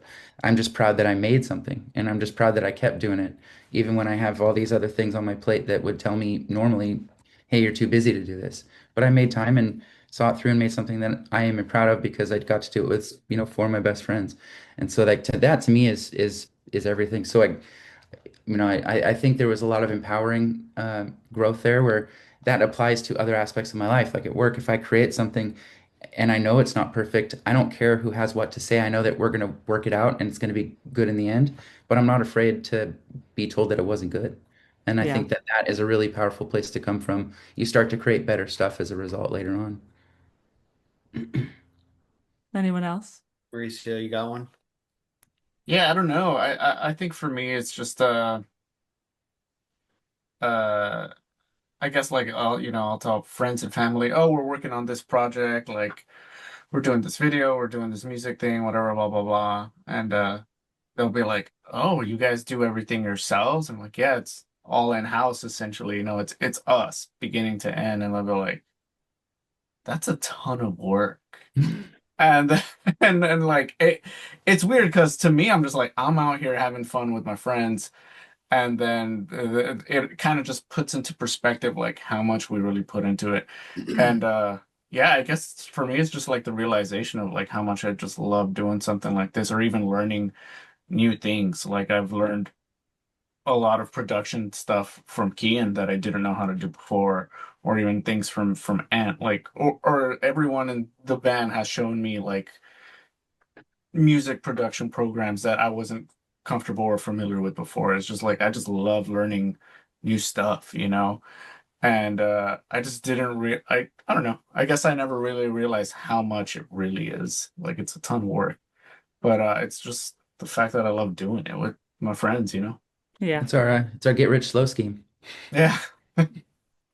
For me, I'm a very like rigid person, if you haven't caught on to that by now. So like I like things a certain way on time, like very sort of structured. I went to military school, so I'm like I have that sort of going on. Um, and what the band has forced me into, because I kind of literally on paper have the CEO title for our like trademark and stuff. What it has forced me to do is to be a little bit more understanding and empathetic of other people's personalities, in a way that I never had to be before because I was just doing my own thing. You feel Like, things now. You have, what are those things called? Emotions? You have those now? well, I don't know that I would go that far, Damn, but man. but like like being in a group of five people with their own lives, where everyone's trying to work towards a common goal, but sometimes like one person's circumstances can impact everyone's circumstances. Um, it's forced me to have to sort of like take a step back and you know kind of navigate those things in a way that if you're a solo artist, you just do what you want to do, you know? Um, and so it is very much on like the personal side of the band, it's like a give and take constantly. And I know that any band will tell you like it's like being in a marriage, and it kind of is. Your money's involved with each other, your time is involved with each other, your families get involved with each other, and like but that is the blessing of at least our band, is that everyone genuinely, like, we are our own family. We're the family we got to choose essentially. And so we've all had things happen to us individually, as a group, whatever, over the course of, the last 8 years. Seems like forever. And we've always figured out how to navigate through it, where I know that, a lot of bands come and go because they're either unwilling or unable to do that.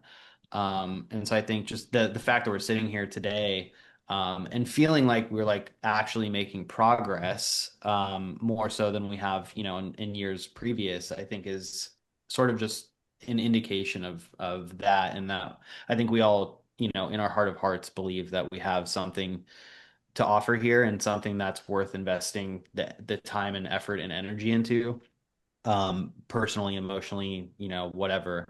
So yeah, I think that it's taught me patience, in a way that I don't have in my day-to-day personal life. Yeah, I hope that's a good answer. I don't know. Yeah, it's whatever answer you want it to be, you know. Everyone's gonna interpret your answers differently too. Yeah.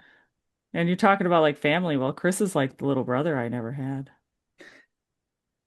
It's probably a good thing.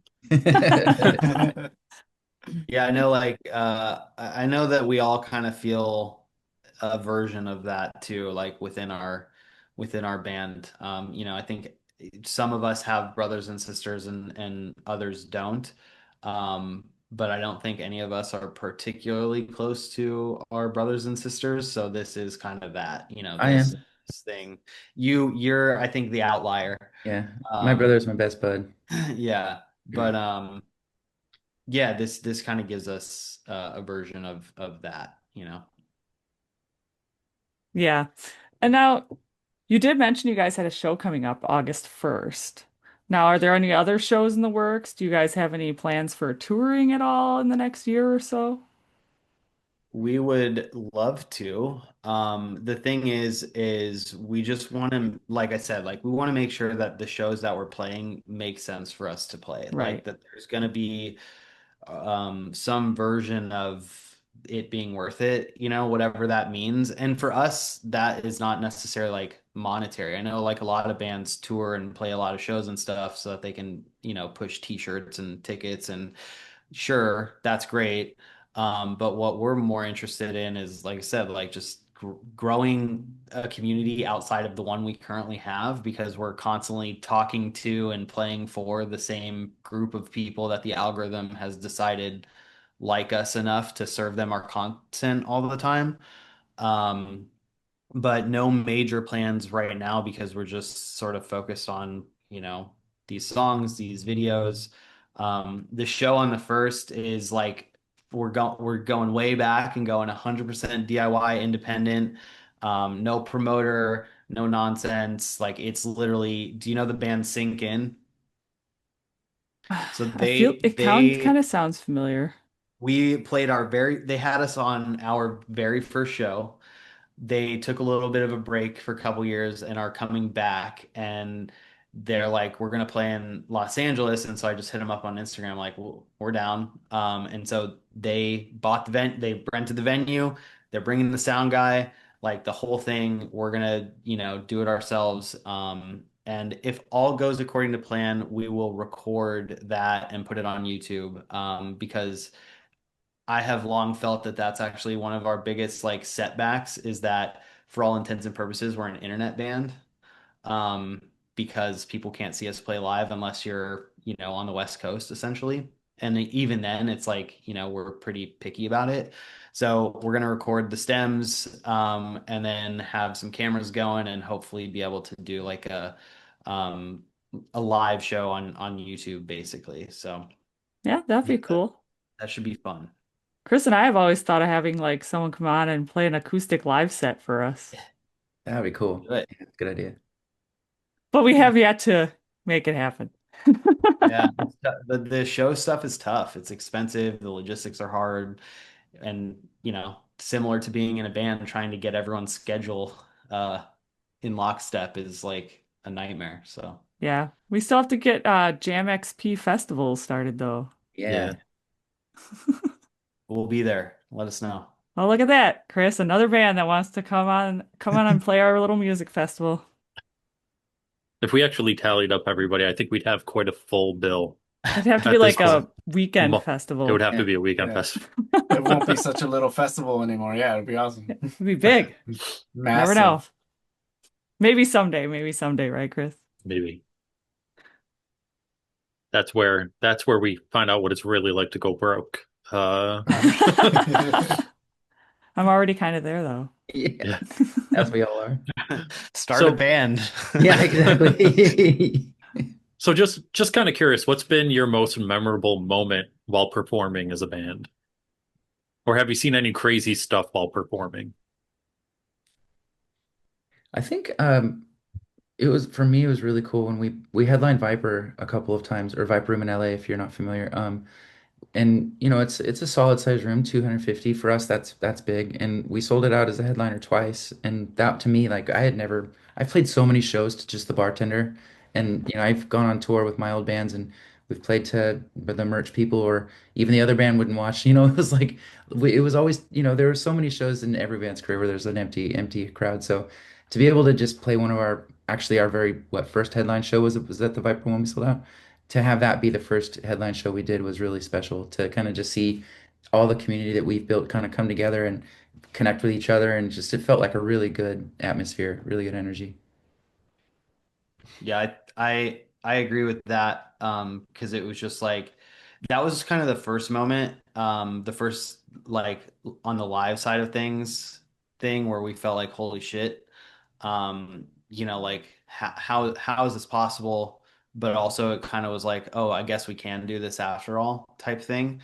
But then that thought really sort of like came into clearer view when we played our last show at House of Blues. We opened for Driveways, Eternal Boy, and Good Terms.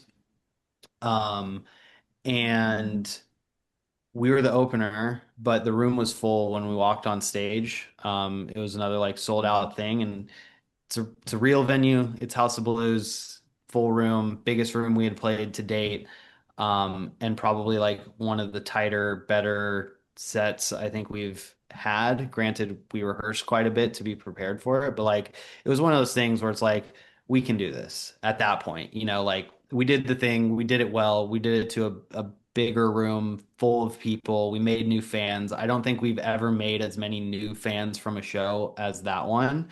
And so it was just sort of like, I don't know, we always believed in ourselves that we can and could do it. Like I believe that if you slapped us up on a festival stage, like we'd be fine, we'd do a good job.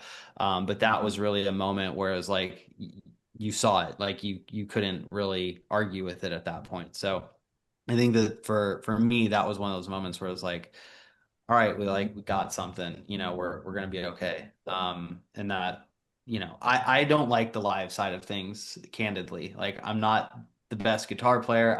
I just am too focused on that. Um, and so to go out and have that type of show and do it well and feel good about it and everyone have a good time was like kind of the live moment that was like, all right, cool. Like that one felt good. Yeah, I would also agree with for me would either be like the House of Blues show, just as like because it was definitely that kind of moment when we stepped out on stage as openers and we're like, oh, this is like the biggest crowd I've ever seen. Um, but yeah, definitely a big sense of accomplishment there. It was really cool feeling. If not, I would say 3 years ago we went on a short tour. It's like the poster behind Matty actually. But that was the first time I ever went on tour. And yeah, I was like, oh, like we're in it and we're gonna make this work and we're gonna do whatever we can. Obviously, whenever the opportunities are correct, but we're like, oh, this is awesome. Like this is really cool. Like we got something we all definitely want to work towards, and we're gonna have fun every single step of the way. Now, speaking of a tour, if you guys were to build your own tour, you're taking three or four bands with you. I want an answer from each of you. What three bands are you choosing to take on tour with you? Who's paying for it? Does Yeah. money matter? Money doesn't Money doesn't matter. matter. Okay. Well, then it would be them taking us. I was gonna say, are we still openers or are Yeah, we we would be headlining? Because openers that, on that this. would No, that this would be is different. this is a Wayne's World situation. If Okay, you book wait, it, they will come. party on, dude. Dude, it's gonna be a hard one. Well, the first one, I mean, because I want to put on bands that when I'm not playing, I'm gonna be front row, probably moshing two of them and just having the blast. So it's gonna be like Newfound Glory, Day to Remember, and Bring Me the Horizon, probably. Like three bands that I've listened to since their beginnings and have grown with them along the way. And just every time I listen, it's not only bringing me back to that, but also they're still putting out great stuff, and I'm able to create new memories with those bands too. And so they're good, easily some of the top bands in my life. It's a I'm good lineup. I'm I'm fighting the urge to say Blink I 182, I but I'm knew not We, gonna we already knew that was coming, I'm yeah. not gonna do that on this show. but you're gonna say an Um, adjacent one then. I think Every if Tom DeLonge project. Boxcar Racer, Angels and Airwaves, Blink 182. Okay. No, I think for like a Protect Your Heart show, what would be the most fun would be like I really, really, really love that new Matty Mullins Amberlin re-record. That's a I've really good always sounding record. loved that record, and I feel like it's just really rock solid now with like the updated production. So I would say them. I think 4 Year Strong would just obviously make sense and just be a lot of fun, and also like their live show is just chaos. I think it would be a good fit for us. Um, and then a third. I don't know. I feel like I would say Good Terms again, just because they're so like they're fun for us to hang out with, and like they've just been really good to us over the year. Like they got us on that Viper Room show, they got us on that House of Blues show, and so I feel like just seeing those dudes again, and like I'm seeing them with the current stuff they have going on as well, Super because they're cool. definitely like popping off and having a moment. I think would be that show would be super duper fun. I think the obvious one for me, like I would go with A Day to Remember. But I would also in this, well, I said A Day to Remember, so we're living in this fantasy world. I would go with Under Oath because like oddly enough, like Under Oath is one of my favorite bands growing up, always. But they always take out bands on tour that end up just becoming the biggest thing you've ever seen. Like, I remember, like, I think it was 2022 or something like that. They took out Bad Omens and Spirit Box, and now, like, those are the two biggest bands in the genre, right? Like, how cool would it be to be out there with one of my favorite bands growing up, and we're there? Like, yeah, how cool? Um, you said a third. Yeah, like I would also. take good terms because like we always have a blast with them, and they're just such a good hang. Like the music wise and just like being somewhere with them, like they're great. They've been great to us, and Yeah. All very solid tours. Yeah, it'd be fun. I'd go to them all. Hell yeah. Chris, would you go to them all? Of course. Of course he would, Yeah. he says. well, we're gonna be a part of that festival. Yeah. Yeah. You can bring good terms with you if you want. Yeah, we'll hit him up. But so this is like a question we ask ever so often. We don't always ask it, Chris, right? No. But we were talking to someone one time and we were like, well, if you got hungry and it's late at night and you're going in your freezer, you're picking out some French fries to throw in your air fryer, bake them, whatever you want to do with your fries, but I prefer air fryer. What are you dipping your fries in? Oh, easy ranch all day. I will Oh, order food just to dip it in ranch. got a ranch lover. Yeah. I'm from Indiana. It's just, yeah, comes with it. Is that an Indiana thing? Ranch? It's a Midwest thing for sure. I mean, it's not a thing for me. I'm not really a ranch Oh, girl. I guess that's true. I can answer for Matty too. His would be ketchup. Uh Get out of here with that nonsense. Ketchup is my least Matty favorite has a food in very the strong world. aversion to ketchup. Same. Yeah, Same. I had a roommate in college and she would eat hot dogs and just douse ketchup all over it. And I had to ask her to eat them outside. It was just ruining the whole living room atmosphere. It smelled so bad. I mean, I wish I liked it, but it's fun that they get to tease me about it, I guess. No, I'm the same way. Actually, my girlfriend loves ketchup. Um, it was ironic. I was walking around Target. They had a little stuffed animal type thing of a bottle of ketchup. And so she's so obsessed with that, I got it for her. But no, she did the same thing with a hot dog like just a couple weeks ago. I'm like, that's disgusting. Do you want a hot dog with your ketchup? Like, You got to get her one of those, the Jake Gyllenhaal boy in a bubble thing. Just have her sit in the bubble oh when you my eat that God. ketchup. See, well, I yeah, don't mind ketchup, but it depends. And I don't douse my stuff in it. no. Yeah, Yesterday we you're a were at a respectful cookout. ketchup eater. No, yesterday we were at a cookout at her sister's house, and they had barbecue chicken. She dipped barbecue chicken in ketchup. I'm like, what are you doing? See, Get no, away that's from me. wrong. That's Get wrong. It away already from has me. barbecue on it. Yeah. And I'm barbecue going, sauce is superior to ketchup anyways. amen. 100% agree. On fries though? Yeah. Not on Yes. fries. Really? On fries? Yeah. Oh, Yeah, barbecue sauce and barbecue sauce. fries. I don't Oh, think Yeah. I've so ever good. heard that. Yeah, Jess turned me on to that. It's pretty good. All right, I'm gonna go for it. I'm gonna go for it. I'm gonna try. Yeah. Barbecue would be my second, but I'm gonna go hot sauce, like a Frank's Red Hot Hot sauce or sauce. a buffalo sauce. You put that shit on everything. Yeah. I would, okay. I'm gonna go slightly controversial here. I don't dip my fries in anything. But Yes, That's a good you move. I like but you that. gotta have a good seasoning. You gotta have some kind of something nice on there. You know what I Cajun do? seasoning, Yeah. something with a little kick. That's good enough for me. Well, Something here's that's actually kind of underrated is squeeze lemon on top and throw pepper, and that's really, really good. Like I do yeah. that with my In-N-Out fries, otherwise they taste like cardboard. Well, my Uh, my take on it is like yeah, I'm 100% there, like not dipping them in anything for the most part. My thought is if you're dipping a French fry in something, you're just masking the bad taste of a bad the French bad fry. fry. Yeah, that's That's true. all you're doing. Um, but no, if it's like a waffle fry, like especially from Chick-fil-A, that's going in Chick-fil-A sauce, 1000%. Um, Otherwise, like if they're their shoestring fries, you got to get the cheapest cheese you can find. Like you got to be able to taste the truck it came off of, like that kind of Oh my cheese. God. Dude, that's how In-N-Out does the cheese fries. They just melt a Yeah. slice of American They on just top like and have to microwave eat it with in a there. fork. Yeah. Yeah. It's insane. And everyone says that they love In-N-Out so much. I've never had it because The it's Their burgers, burgers gone. are, burgers yeah, are the A burgers. plus.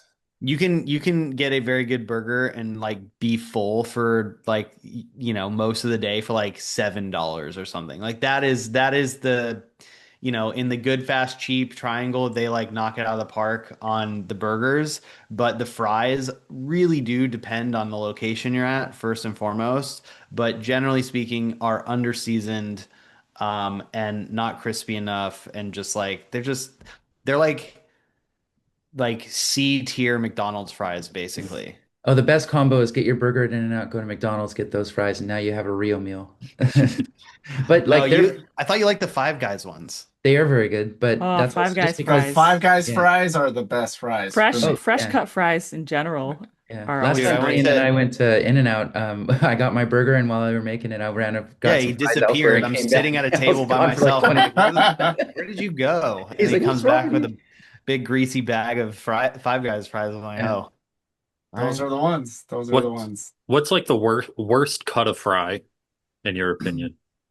Oh, I hate the butt ends. Like, like not even if it was like a regular French fry, but like when you get like the Chick-fil-A waffle fries that you mentioned, and I get like the butt with all the thing, I was like, I don't like this. Oh, I Does love the that part. I love yeah. the skins on a potato. You can have all of mine. Yeah. Do potato wedges count in this question? Yes. Yeah. That's my answer for sure. You don't like potato wedges. Just Oh, not as see, I much as would the pick rest. steak fries. I don't really like steak fries much. There's I almost like too Red much Robin steak potato. fries. Those are good. I think There's it's almost Yeah, too that's much straight up potato. potato. it's a matter of That's how how I feel they're about wedges. it's a It's even matter of more how they're potato. cooked. I feel like they can all be good if they're cooked properly, and It's they can all true. be terrible if they're cooked Mhm. poorly. Like if they're soggy and like floppy, like I don't get that out of here. I don't care what shape it's in at that point. No, see, Shape. I think no matter how a crinkle cut fry is like cooked, it's still trash. It's still like it came out of Satan's butthole. Like it's not a Wow. good fry. Which crinkle cut hurt you? All of them. Hey, Culver's has good crinkle cut fries. Culver's? Yes, Yeah. And the Culver's custard. does. Frozen custard A plus. They're always good. I've never Yeah. had bad food at Culver's. Yeah, it's pretty solid. That these guys wouldn't know about that. I've had it once, only when I went to Culver, Indiana. Oh, at the on the way down. Yeah, Kean was from there, and so when we went to his wedding, I had Culver's for the first time, and it lived up. It lived Yeah. up, but that's good. Yeah, That's good. We yeah. like to hear that in the Midwest. That's like our version of In-N-Out here. And so Yeah, when well, it's when good to know that I should just skip the fries at In-N-Out and just have a burger. If I you would But get say you if you get get the fries, fries, eat them within the first like 4 minutes or less. Like if once it Eat them goes from first. Yeah. like really good to cardboard really quick. the also real Don't let just them cool ask them question, to down. Don't do let them it cool well down. done.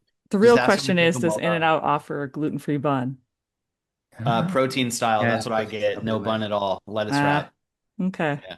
No gluten-free bun, but They might. I don't know. I'd have to look into it. Yeah. It's California, like Everyone wants gluten-free here, so it's pretty yeah, much you can probably find it most places. But I'd be everything's surprised if gluten. In-N-Out didn't have that.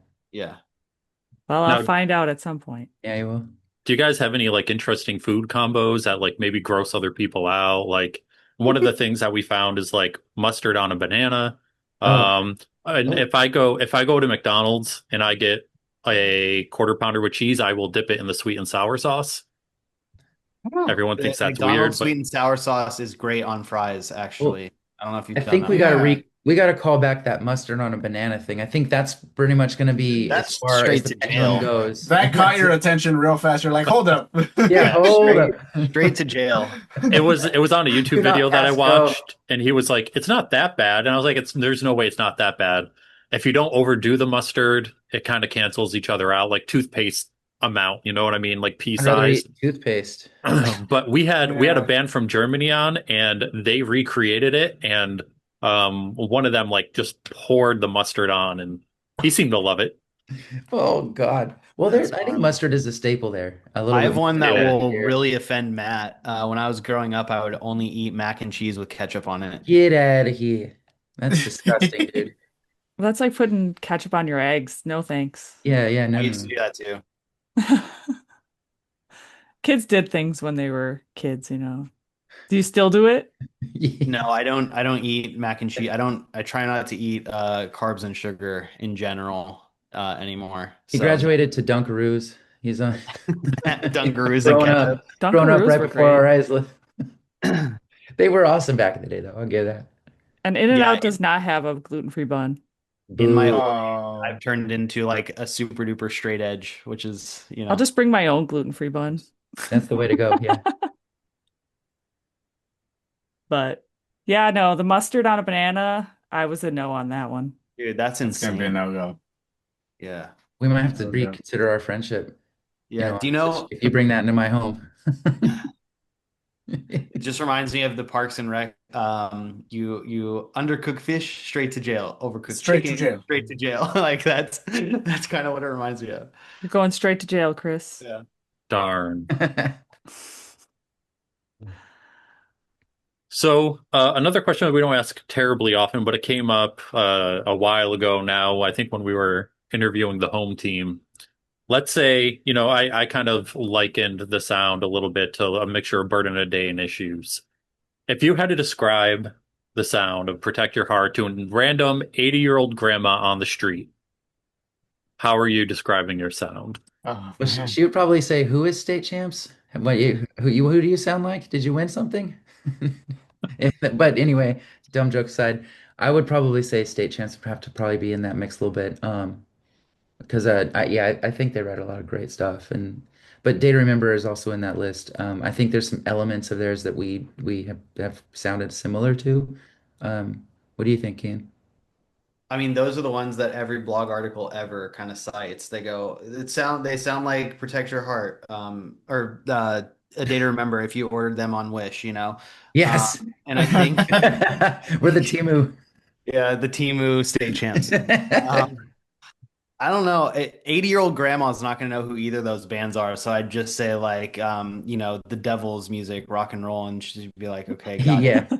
Um, I I think I don't know. Just speaking for me, I think there's a lot of like newfound glory guitar stuff going on. A lot of that, yeah. Um, I think. I don't like the A Day to Remember comparison because like I don't even really listen to them like that. So I understand where it comes from, but every time I see that, I'm just like, I don't think so. Um, State Champs, I think is fair in for some songs, like Elevated and things like that. I could see the comparison. Um, I think those are the big ones that most blog articles tend to call out. Sometimes we get Paramore, which is weird, I think. I don't know where that one comes from, but sure, you know. Well, I do like vocally speaking, I get a lot of influence from Paramore. And like I grew up listening to Whitney Houston and big power vocalists like Robert Plant and Journey and like big soaring high vocals and I always was completely just like blown away by Whitney's voice. And so I naturally was the same way when I heard Haley sing, and so I've always kind of pulled those inspirations in when I write top lines. Because I always just feel like get it out and get it big, and then it's gonna feel like it gets all your emotions out at once, and it's really cathartic. And so yeah, I definitely could see why that comparison might exist. But I mean, Haley is probably one of the greatest singers and to do it in our whole genre ever, and I think she's on a whole nother level.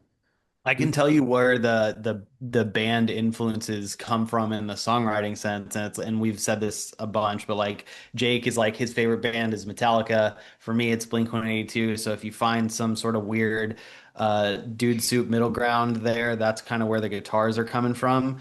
And then I know Mauricio is super into, architects and like that type of stuff. So I think that there's those influences coming in, and then like Matt said on all the vocal side of things, and then Ant is super duper into like Rancid and Goldfinger and that sort of stuff, but Ant's also like a producer nerd, so he really likes like Pendulum and like drum and like he's super deep in the like neuro drum and bass world and all that stuff. So there's a lot of like weird influences that get pulled in from all over the place, and sometimes it's consciously and sometimes it's not. It's just sort of like the tricks we've learned over the years that get recycled and reused in new songs and new ways, and that's kind of where we land. Do you think the A Day to Remember connection is usually because of like, oh, hey, they're a band that maybe a lot of people are going to know and they have clean vocals and screaming, and that's I just think where it's it the comes from? I think it's that, and I think it's the breakdowns. I, Mhm. I think that I think that if we didn't have breakdowns, if we had just like your standard like pop punk bridge rather than a breakdown, because we rarely have like traditional bridges. It basically goes from like typically goes from like second chorus to like a build up like dance music style into like a halftime breakdown out to a a bigger third chorus. That's kind of like more typical song structure. So I think if you replaced the breakdowns, then I think we would get a lot more comparison to like the story so far and Knuckle Puck and like that group of bands. I think the breakdown thing is the thing. Yeah. Yeah, I think people tend to go to compare to A Day to Remember too because they're probably the biggest easycore band, you know. But it's funny because like an 80-year-old grandma versus like any one friend's family or someone on the street that they would ask like, "What does your band sound like?" I was like, they're also not gonna know what A Day to Remember is, so I'll probably just be like, "Uh, it's rock, it's Elvis, alternative." Yeah. Yeah, new like whatever. Elvis. Like they're like, "Oh, okay." Leave it there. New Elvis. Yeah. Do you It's watch like this is what Elvis sounded like when do he you was watch new. Silicon Like, Valley at all? That No, show I do not. Oh, yeah, it's kind of a joke from there. There's one of the like people that's living in the like startup house who just rips off all these like well-known apps and just slaps for the like Chinese market and just slaps new in front of it. So it's like new Uber, new Dropbox, and it doesn't make it, a new thing. You should watch the show. It's very good. I'll have to check it out. Chris, did you watch it at all? No. Well, Oh, you guys you'll are have to missing check it out. out too. We'll have to Yeah. like both check it out and let you know what we think. Well, what It's is a show that's been like one of your favorite shows of the past like year or so? We need new ones. What show was I really, really into? I haven't gotten any new shows. My younger son is really into Godzilla, so we've been watching Monarch on Apple TV. Nice. I mean, I watched Fallout on Amazon. I saw the first season. It was good. I haven't I've Fallout's seen the great. watched second it. yet. I'm caught up. I'm waiting for the next season now. Fallout was really good. Yeah, I need to go back and finish season two. I'm trying to think of other ones. I watch a lot of girly things, so like, you know, rom-coms and stuff. So unless you're into those, I don't I don't have a ton to give you. real crime mysteries. Yeah, I don't really watch that stuff. I'll watch stuff like Criminal Minds on TV or Love that show. NCIS or something like that.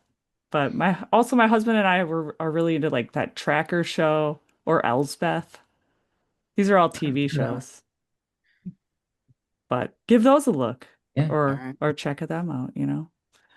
But we have come to our very final question. Now, if you've checked us out online at all or, researched us before coming on, you might know what it is, but you probably won't unless you've gone to all the way to the end of episodes. Well, I've seen a bunch of the clips that you have on Instagram because you had a few of friends of ours on there, like King of Cups and like Sean and all those guys. So like, yeah, I've watched a lot of those clips. Yeah, I love Sean. He's a character. Yeah, he's a character. He's a good dude. But our very final question is the most important question that we ask everyone. Are you ready for it?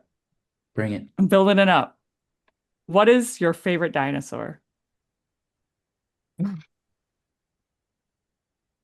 Trying to go back to when I watched Jurassic Park because I know like two off the top of my mind of actual We're all thinking of species. Jurassic Park right now for sure. Yeah. Yeah, we are. Oh no, I can list you any number of dinosaurs right now because that's like mostly all my house is at the moment. So, yeah, we just went to the Field Museum a couple weeks ago and had to see the T-Rex fossil and all that stuff. So, I'm going Velociraptor just because they're cool. And like when I was watching Jurassic Park, that was like the scarier one, I thought, but like also the cooler one. I would say the compies, just like those little tiny ones, but they'll mess you up, dude. Are those They little ate that ones that little girl were? in the Lost World. Oh, I was about to ask if they were the friendly ones. No, they messed that was at the beginning of the second movie. They messed up that little girl. She thought they were all cute, and then they all ganged up on her, and it was just chaos. It was a disaster. What dinosaurs were those, Chris? The little ones at the beginning, Yeah. they were compies. Okay. I was making sure because I know that some stuff in Jurassic Park is apparently not real. No, the Yeah, compies not were real. accurate. No, the compies are real and they're accurate. They were small. They were always in big herds. Chris seems to know which ones are accurate and which ones Sick. aren't. I was gonna say, are you a secret paleontologist or what's going on? No, just really like dinosaurs. And then we've had a couple paleontologists on the podcast too, because Oh, we've Nice. that's both cool. gotten into it. So um it's been That's like a why our year, right? newest logo, that's why our Jam XP logo has dinosaurs now. Hey, love that. Ah. Yeah, I'll go pterodactyl just to throw a little change in the mix. If I had a superpower, flying would be a really cool one. Yeah, so you went to the Field Museum in Chicago?